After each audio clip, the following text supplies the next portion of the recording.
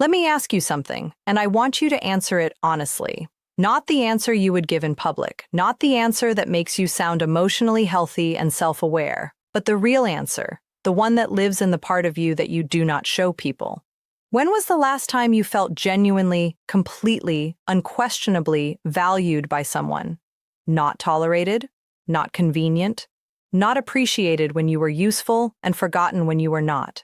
Valued the way a person is valued when someone looks at them and thinks, I am lucky to have this person in my life, and then behaves accordingly. When was the last time you felt that?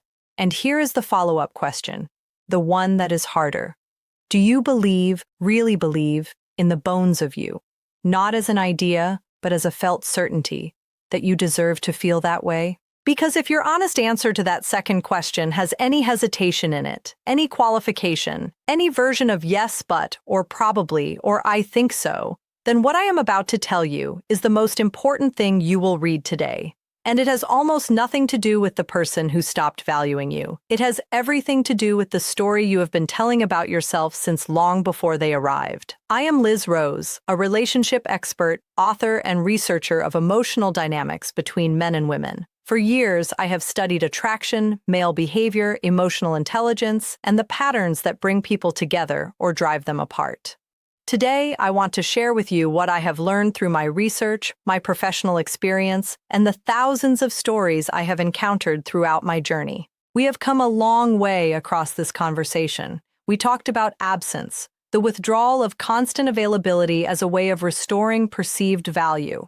We talked about the inner work, rebuilding self-worth from the inside, becoming a planet rather than a satellite. We talked about expansion, genuine growth as the only change that produces genuine reappraisal. But I have been circling the deepest thing this entire time without fully landing on it. Today, I am going to land on it. Because the strategies and the psychology are scaffolding, useful scaffolding, but scaffolding around something more fundamental that most people never directly address. Today, we go to the foundation. We go to the belief. The specific, precise, quietly catastrophic belief that has been selecting for exactly this kind of pain in your life, and what it actually takes to change it at the level where it actually lives. Here is the belief. It does not sound like a belief because it does not sound like anything. It is not a thought you consciously think. It is a background assumption so thoroughly woven into the fabric of how you experience yourself that you have never needed to articulate it. But if you were to translate it into words, if you were to make the unconscious architecture of your self-worth visible, it would sound something like this. I am someone who has to earn love. I am someone whose presence is a burden until I prove otherwise. I am someone who is acceptable conditionally when I am performing well, when I am being useful, when I am not asking for too much, but whose fundamental worth, the worth that exists independent of what I produce and what I give and how well I manage other people's comfort, is uncertain, is in question, has never been fully established. That belief, that quiet, corrosive, constantly running background assumption, is the engine of the entire pattern. It is what makes you choose people whose regard is inconsistent, because consistent regard feels suspicious to a nervous system that has never learned to trust it. It is what makes you work harder when someone pulls away, because working harder is the only relationship strategy that belief has ever equipped you with. It is what makes you stay in dynamics that cost you far more than they give, because the belief says that leaving, demanding more, expecting better, refusing to accept less than you deserve, is a form of arrogance that someone like you cannot afford. You have not earned the right to leave. You have not yet done enough to justify the expectation of more. Stay, try harder, be more, and maybe eventually they will decide you are worth the kind of love you have been giving them for free. I want to be direct with you about something. That belief is a lie, not a misunderstanding. Not a perspective that has some merit if you look at it from the right angle. A lie that was told to you, not usually in words, but in the 1,000 small interactions of your earliest years that communicated over and over in ways your developing nervous system could not evaluate or question. Your worth is conditional. Your lovability is a performance. The real you, underneath the performing, underneath the achieving, underneath the careful management of other people's feelings, is not quite enough. And you believed it. You had no choice but to believe it. You were a child. You did not have the framework to look at the people delivering that message and say, this is their limitation speaking. This is their wound being passed down. This is not the truth about me. You were too young to evaluate the message, so you internalized it as fact, and that fact has been running your relationship choices ever since. Here is the thing about a belief like this that makes it so resistant to being changed by ordinary means. You cannot argue with it. You cannot achieve your way out of it. You cannot accumulate enough external validation to finally, permanently override it. And I know that seems counterintuitive. Surely if enough people value you enough times across enough circumstances, the accumulated evidence would be sufficient to update the belief. But that is not how deeply held beliefs about the self operate. The belief is not sitting in the rational part of your mind waiting to be updated by new data. It is sitting in the nervous system, in the body, in the preverbal architecture of your earliest sense of who you are. And data processed by the rational mind does not automatically update the felt sense of the nervous system. You can know intellectually, clearly, without any real doubt, that you are a person of genuine worth and genuine capability, and still feel, in the spaces between the knowing, the persistent low-level hum of not quite enough. You have experienced this contradiction, the split between what your rational mind knows and what your nervous system insists on. The knowing is real, but the insistence is older, louder, and in moments of vulnerability, when someone's withdrawal reactivates the original wound, the insistence drowns out the knowing every time. So how does the belief actually change? Not weaken temporarily, not get managed or suppressed or compensated for. Actually change at the level of the nervous system, at the level of the felt sense of self, in a way that is durable and that shows up in your behavior without you having to consciously override the old pattern every single time. The first thing I want to tell you is that change at this level is not primarily a cognitive process. It is not achieved by thinking differently about yourself, by repeating affirmations, by building a rational case for your own worth and rehearsing it until it feels true. All of those things have some value at the margins, but they are working at the wrong level. The belief lives in the body. It lives in the nervous system's accumulated memory of how it felt to be you in your earliest relationships. And the nervous system does not update through argument. It updates through experience, through repeated, embodied, felt experiences that contradict the belief at the level where the belief actually lives. What this means practically is that the change happens in relationships, not in self-reflection alone, as important as that is, not in isolation, as tempting as that can be. Ultimately, in real relationships, in real time, in the specific lived experience of being with someone and showing them who you actually are. Not the performing version, not the carefully managed version, but the version that has needs and imperfections and fears and the full complexity of a real human interior. And having that version met with genuine acceptance, not tolerated, not worked around, genuinely accepted. That experience repeated enough times, in enough contexts, with enough people who are capable of offering it, is what changes the felt sense. What creates a new foundation in the nervous system. What slowly, non-dramatically, almost invisibly begins to replace the old background hum of not quite enough with something that feels less like a belief and more like a simple, quiet, unremarkable fact. I am someone who can be loved, not because I earned it, because I am. But here is the challenge that nobody fully addresses when they talk about this kind of healing. You cannot wait until the belief is fully changed before you start choosing differently. The belief will not change in a vacuum. It only changes through the experiences that contradict it. And you only have those experiences if you are in relationships with people who are capable of offering genuine, consistent, freely given regard, which means you have to start choosing those people before your nervous system has fully learned to trust them. Before the familiar charge of inconsistency has fully lost its pull. You have to choose the solid ground while part of you is still convinced that solid ground is suspicious. That is the genuine difficulty. That is where the real work is. Not in the understanding, in the choosing. Before the choosing feels natural, before it feels safe, before it feels like what you actually want. Because it will not feel like what you want, not at first. It will feel like settling, like giving up on the passion you have been chasing, like accepting something that does not have the charge of the familiar pain, and you have to choose it anyway, knowing that the charge you are giving up was never passion. It was the recognition of a wound. This is the thing I want you to sit with. The relationships that have produced the most feeling in you, the most intensity, the most significance, the most of whatever it is that you have been calling love. They produce that feeling not because they were the truest love, but because they were the most familiar pain. The hit that comes from uncertain regard, the intense relief of connection after withdrawal. The way the inconsistency kept your nervous system perpetually activated, perpetually seeking, perpetually unable to settle. That is not love. That is a very sophisticated form of suffering that your psychology has been mistaking for love since the first time you experienced it. And the thing that feels like less, the consistent person, the reliable person, the one who does not require you to earn their regard or guess at their feelings or perform for their approval. That is not settling. That is what love actually is.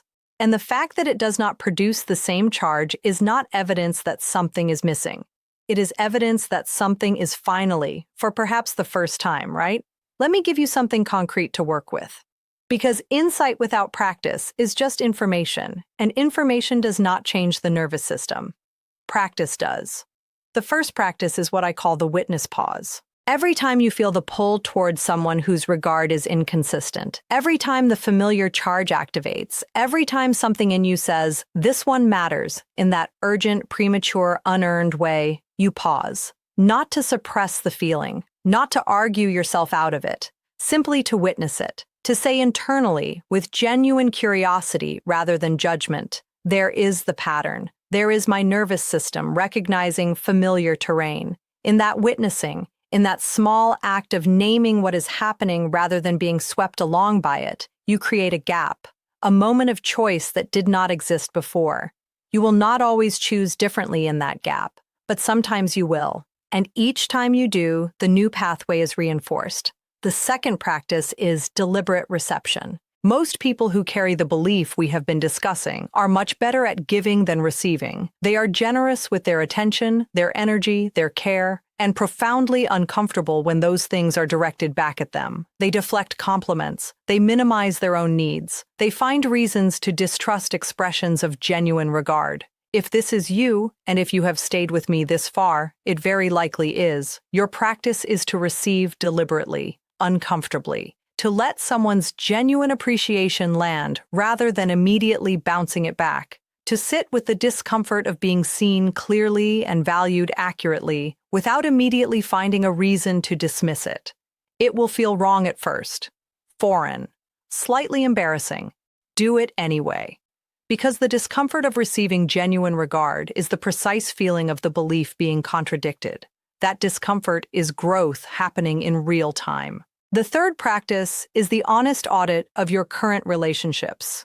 Not a dramatic overhaul, not a wholesale burning of bridges, a quiet, honest assessment of the people currently in your life and the role they are playing in either reinforcing or contradicting the belief. Who consistently makes you feel smaller than you are? Who treats your needs as inconvenient, your boundaries as negotiable, your worth as something that fluctuates based on your performance? And who, perhaps someone you have been undervaluing because they do not produce the familiar charge, genuinely sees you, genuinely shows up, genuinely offers the kind of consistent, reliable regard that your nervous system has been trained to find unexciting? Those people are not background characters. They are the practice ground. They are the relationships in which the belief actually has the chance to change. There is a mirror truth to everything I have been describing, and I want to give it to you, because it makes the whole picture complete. We have been talking about the people who stopped valuing you. But I want to talk for a moment about the people who have always valued you, the ones who were there consistently, who showed up without being asked, who regarded you clearly and warmly and without the conditions that others seem to require. Because I think if you look honestly, those people exist in your life. They have existed throughout. And I want to ask you something uncomfortable about them. How did you treat the regard they offered? Did you receive it fully? Did you let it inform your sense of your own worth? Or did you, as people with the belief we have been discussing almost always do, slightly undervalue them in return? Find their consistency a little boring? Feel less drawn to them than to the ones who kept you uncertain? Take their reliability for granted in the same quiet way that others took yours? This is the most important mirror in the entire process. Because if you look clearly at how you treated the people who valued you consistently and freely, and you find that you undervalued them, that you were less interested in them, that you gave less of your heart to them than to the ones who made you work for their regard, then you have found the full circle of the pattern. You were not just the person who chose people who could not value you. You were also the person who could not fully receive value, could not let it land, could not trust it enough to reciprocate it at full strength. And that is not a judgment. It is the natural expression of the belief. A person who believes at the deepest level that consistent love is suspicious will be suspicious of consistent love, whether they are the one offering it or the one receiving it. The healing is not just learning to choose differently, it is learning to receive differently, to let the reliable, consistent, freely given regard of people who genuinely see you actually reach the part of you that most needs to be reached. Here is what I have been building toward through everything I have shared with you. The person who stopped valuing you did not create the wound. They activated it. They found a wound that was already there, a wound that had been there for a very long time, predating them by years, possibly by decades. And the pain you felt when they withdrew was not purely the pain of losing their regard.